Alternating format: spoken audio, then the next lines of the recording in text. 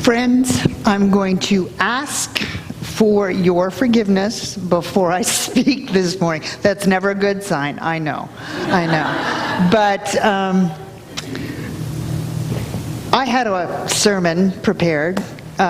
Great title, Don't Rock the Boat. But I just can't go there today. So instead, I'd just like to talk to you. So I'm going to come and sit instead of stand in that fancy pulpit and just talk a little bit to you. I'm considered kind of tough, even though I'm little. As my girls have always said, she's small, but she's wiry, so be careful. So there is very few things in this world that can bring me to my knees in despair. There have been 3 instances that I can think of. The first was the Oklahoma City bombing.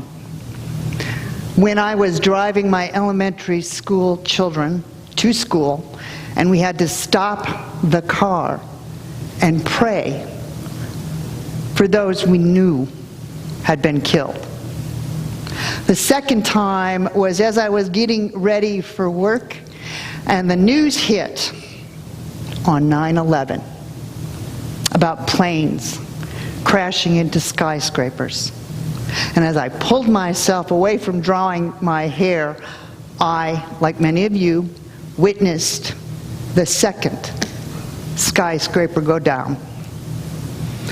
Well, yesterday was the 3rd time, as I watched a car barrel into innocent people on live TV.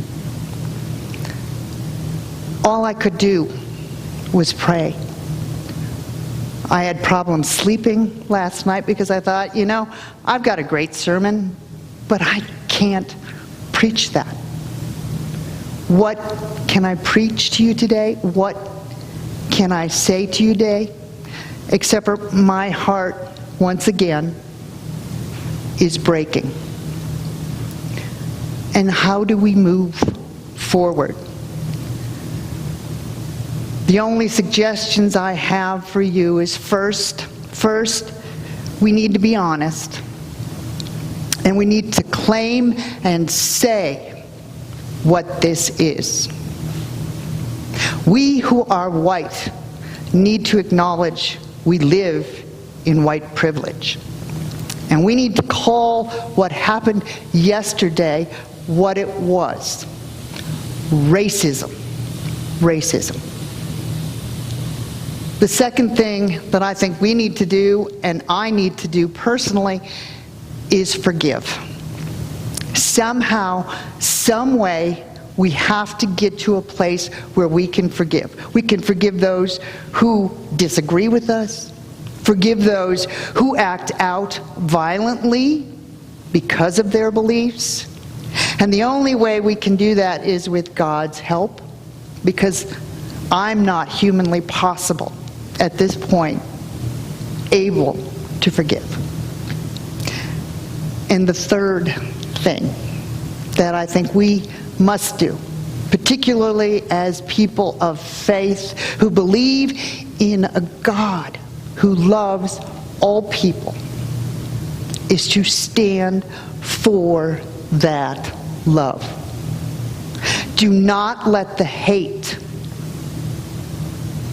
darken the light.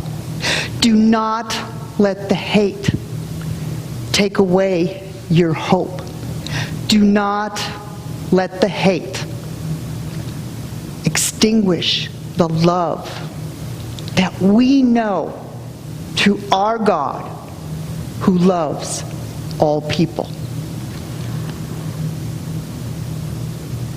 The Bible texts that were picked for this Sunday, although beautiful and some of my favorite stories, and lovely, you read wonderfully, did not speak to my heart today.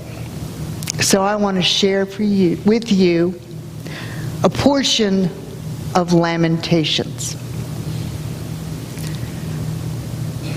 I'll never forget the trouble, the utter lostness, the taste of ashes, the poison I've swallowed. I remember it all. Oh, how well I remember. The feeling of hitting the bottom. But there's one thing I remember. And remembering, I keep a grip on hope. God's loyal love doesn't run out. His merciful love hasn't dried up. They're created new every morning. How great your faithfulness. I'm sticking with God, and I'll say it over and over. He's all I've got left.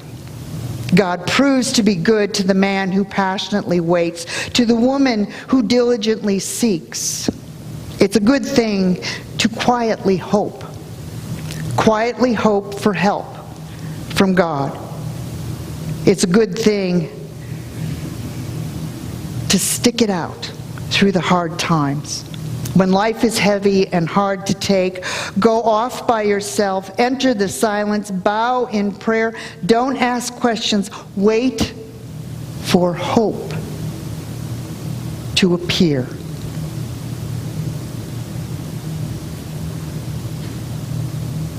Let's take a good look at the way we're living and reorder our lives under God. Let's lift our hearts and our hands at one and the same time, praying to God in heaven. We've been contrary and willful, and we need forgiveness. The tears stream from our eyes, an artisan's well of tears, until you, God, look down from on high. Look and see our tears.